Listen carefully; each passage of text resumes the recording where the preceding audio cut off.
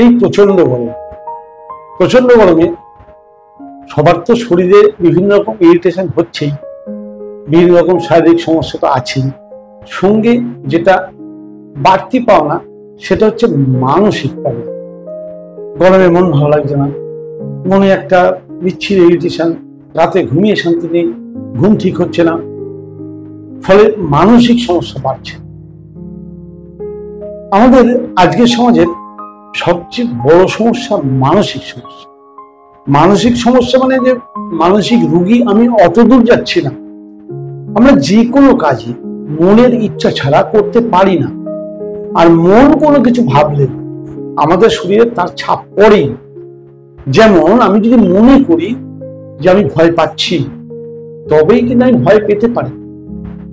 আর ভয় পেলেই আমার শরীরে কেমিক্যাল ব্যালেন্সের গন্ডগোল হবে, আমার শরীরে অনেক কিছু ইনস্ট্যান্ট কিছু রিয়াকশন দেখা যায়। আর আমি যদি মনে করি ভয় পাই না, তাহলে আমাকে কেউ ভয় পাওয়াতেও পারবে না। আমি যদি মনে করি আমি রাগবো না, তাহলে আমাকে কেউ রাগাতে পারবে না। কিন্তু আমার ভেতর থেকে মন যদি একবার রেগে যায়, আমি কিন্তু নিজেকে শান্ত করতে পারবো না। রেগে গেলেই শরীরে ভেতরে বিভিন্ন হরমোনাল কেমিক্যাল ইমব্যালেন্স শুরু হবে, আমার গা পা কাঁপতে পারে, আমার চোখে অন্ধকার দেখতে পারি, প্রেশার বাড়তে পারে।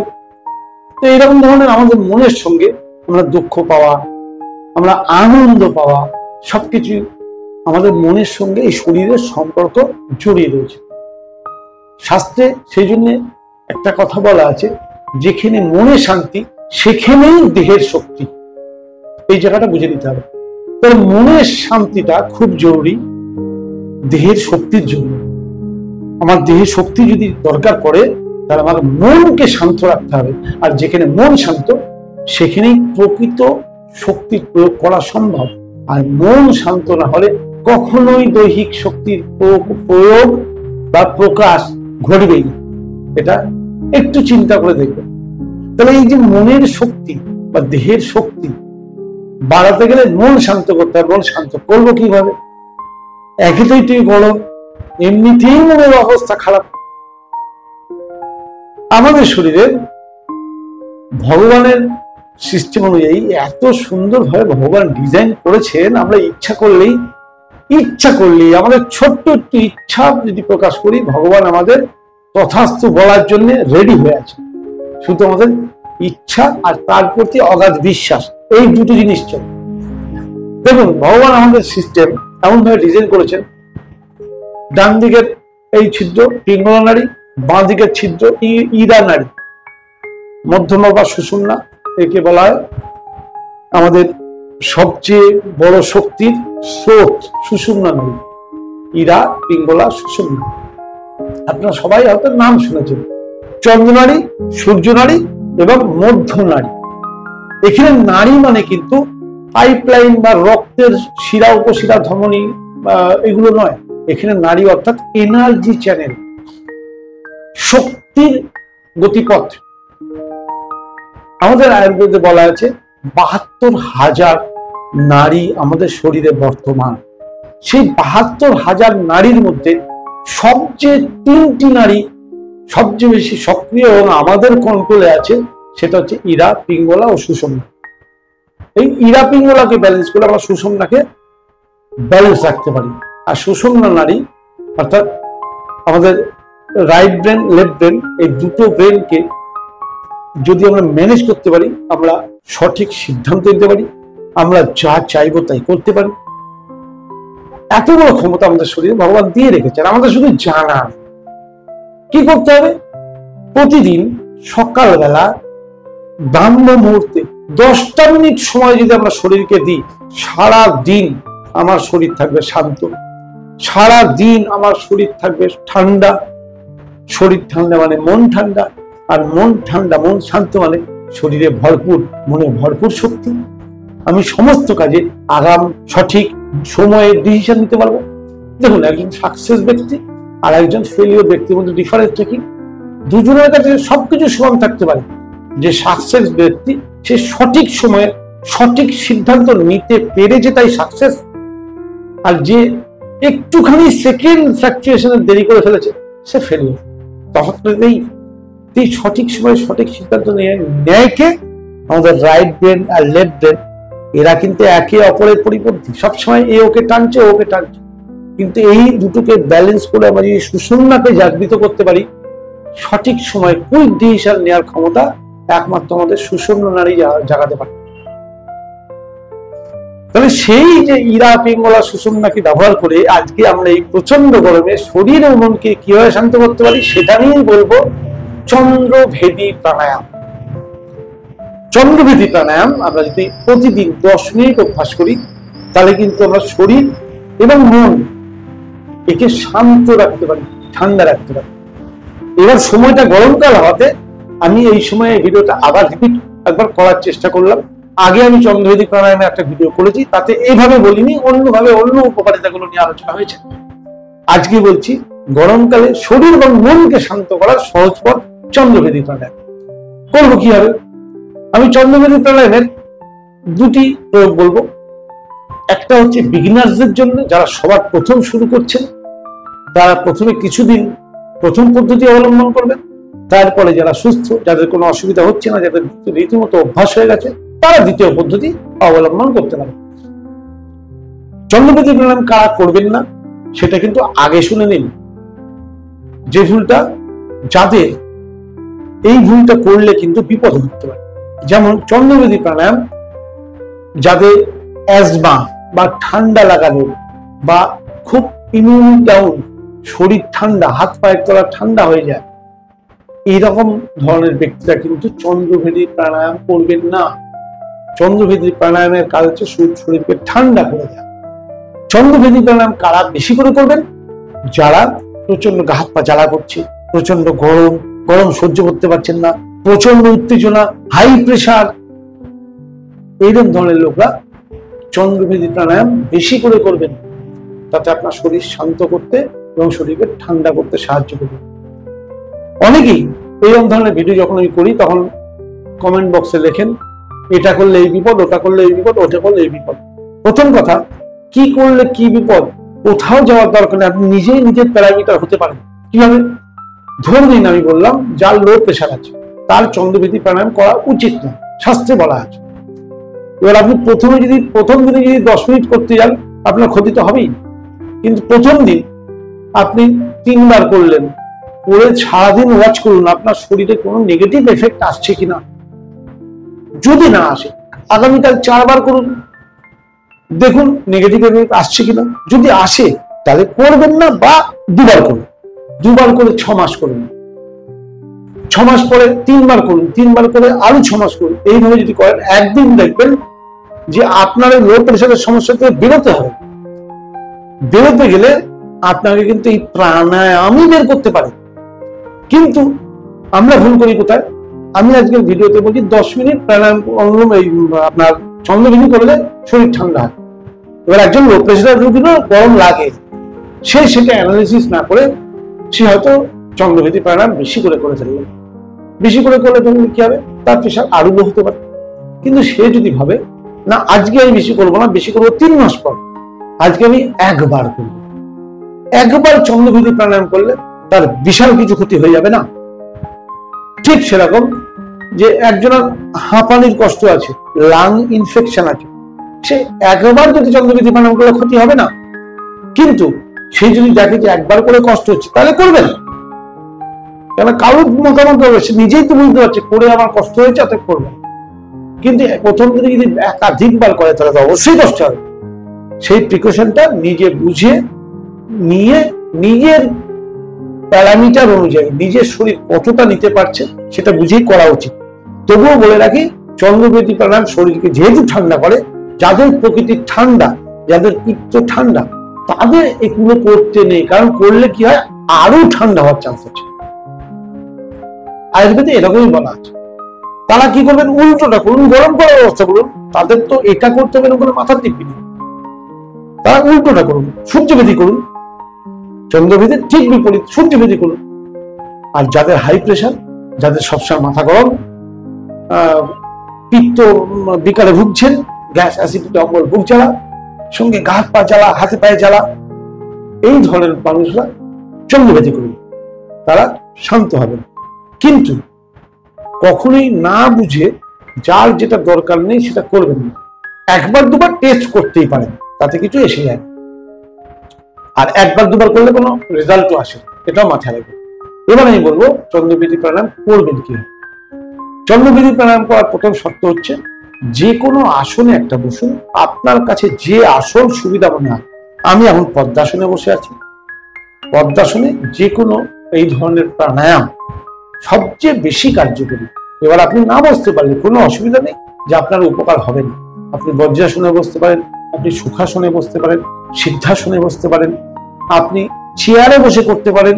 অবশ্যই মাটিতে যেন টাচ না থাকে, পায়ের তলায় নন কন্ডাক্ট কিছু দিয়ে রাখবেন। আপনি চেয়ারেও বসতে পারছেন না, শুয়ে করতে। কিন্তু যে কোনো প্রাণায়ামের একটা ম্যান্ডেটরি জিনিস হচ্ছে মেরুদণ্ড সোজা আছে। কখনোই মেরুদণ্ড বেঁকা রাখলে চলবে না, মেরুদণ্ড সোজা আছে। মেরুদণ্ড সোজা রেখে মনকে শান্ত করে ডান নাসিকা ছিদ্র বন্ধ করে, অর্থাৎ পিঙ্গলা নাড়ি, সূর্য নাড়ি যেটাকে বলছি, এটাকে বন্ধ করে বাম নাসিকা ছিদ্র দিয়ে শ্বাস নিন লম্বা করে, লং টাইম, নর্মাল শ্বাস নয়, লং টাইম শ্বাস। ঠিক আছে, শ্বাস নিন, নেওয়ার পর বাম নাসিকা চেপে ধরে ডান নাসিকা ছিদ্র দিয়ে শ্বাস ছেড়ে দিন। আবার বাম নাসিকা দিয়ে নিন, আবার ডান নাসিকা দিয়ে ছাড়বেন। আবার বাম নাসিকা দিয়ে নিন, আবার ডান নাসিকা দিয়ে ছাড়বেন। এই পদ্ধতিটা চলতে থাকবে। বারবার বাম নাসিকা ছিদ্র দিয়ে শ্বাস নেবেন, ডান নাসিকা দিয়ে শ্বাস ছাড়বেন। যতক্ষণ নিতে সময় লাগাবেন ততক্ষণ ছাড়তে সময় লাগাবেন। বেশি লম্বা করে নেবেন, বেশি লম্বা করে ছাড়বেন। পেট ভরে নেবেন, পেট খালি করে ছাড়বেন। বেলি ব্রিদিং যাকে বলা হয়, নাভি থেকে শ্বাস নেওয়া। শ্বাস নেওয়াটা অ্যাকচুয়ালি শ্বাস নেওয়ার নিয়ে হচ্ছে আপনার বুকের হাড় থেকে শুরু করে, ছাতি থেকে শুরু করে, পেট থেকে শুরু করে, তিনটে জিনিস পুরো ফোলাতে হবে, তবে হবে শ্বাস।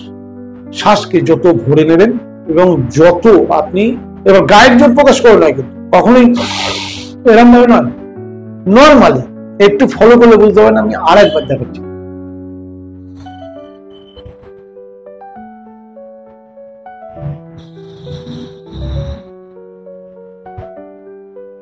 এই যে জিনিসটা এমনি বিকৃতি আসবে না শরীরে, কিন্তু আপনি যখন শ্বাস নেবেন এখানে চার ধরবে, বুকের রিবে চার ধরবে, পেট পুরো ফুলবে, তবে কি হবে, শ্বাস ভরা।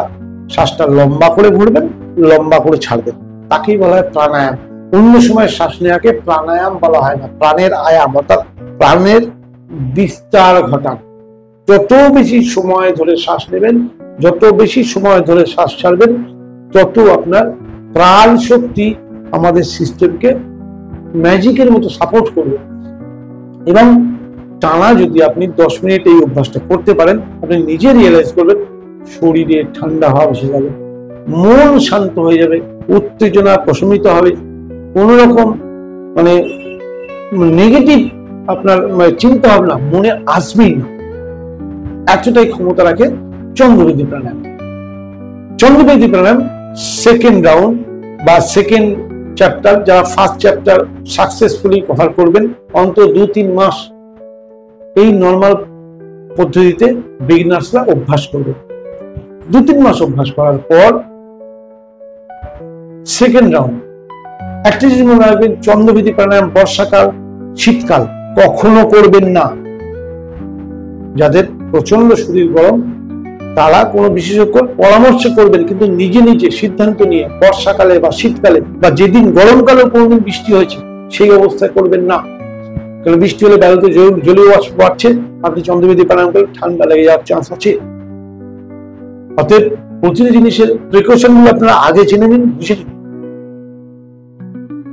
এবার যে চন্দ্রবৃদ্ধি প্রাণায়ামের ডিজাইনটা দেখাবো, এটা কুম্ভক সহকারী। এতে উপকারিতা আরো বেশি, কিন্তু কুম্ভক কারা করবেন না? যাদের হার্টের কোনো সমস্যা আছে, যাদের মারাত্মক হাই বিপি, তারা কিন্তু কুম্ভক সহকারী করবেন না। তারা নর্মালটাই করুন, উপকার পাবেন, কিন্তু কুম্ভক সহকারে করবেন না। আর যারা নিজেকে সুস্থ মনে করেন, যাদের কোনো এই ধরনের সমস্যা নেই, তারা কিন্তু কুম্ভক লাগিয়ে যদি চন্দ্রভেদী প্রাণায়াম করেন, উপকারটা আরো বেড়ে যাবে। প্রথম জেনারেল রাউন্ডে কি বলেছিলাম, যতটা নেবেন ততটা টাইম ধরে ছাড়বেন। এই রাউন্ডে কিন্তু একটা জিনিস মনে রাখবেন, যতটা টাইম ধরে নেবেন, আপনি ধরে নিন 4 সেকেন্ড নিলেন, তাহলে অন্তত 2.5 গুণ অর্থাৎ 10 সেকেন্ড আটকে রাখবেন, আর অন্তত পক্ষে 8 সেকেন্ড ধরে ছাড়বেন। এই রেশিওটাকে মেনটেন করার চেষ্টা করবেন না, কোনো ঘড়ি দেখার দরকার নেই, কিচ্ছু না। মন থেকে যা নিতে লাগাবেন তার চেয়ে একটু বেশি আটকে রাখবেন, প্রায় তার সমান ছাড়তে সময় নেবেন।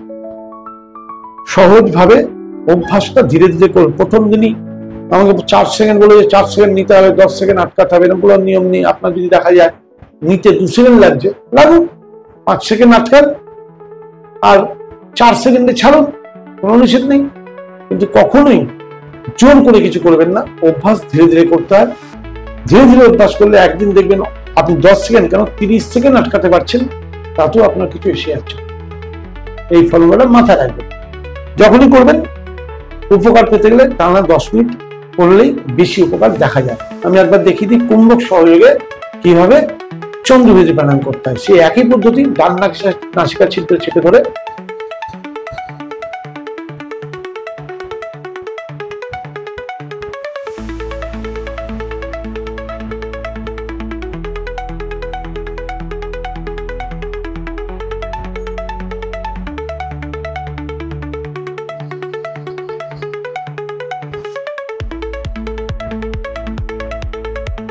ছাড়া হলো।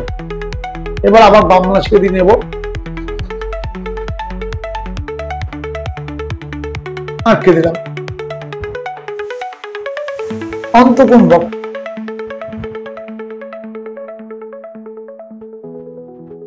এবার ডান নাসিকা দিয়ে ছেড়ে দিচ্ছি।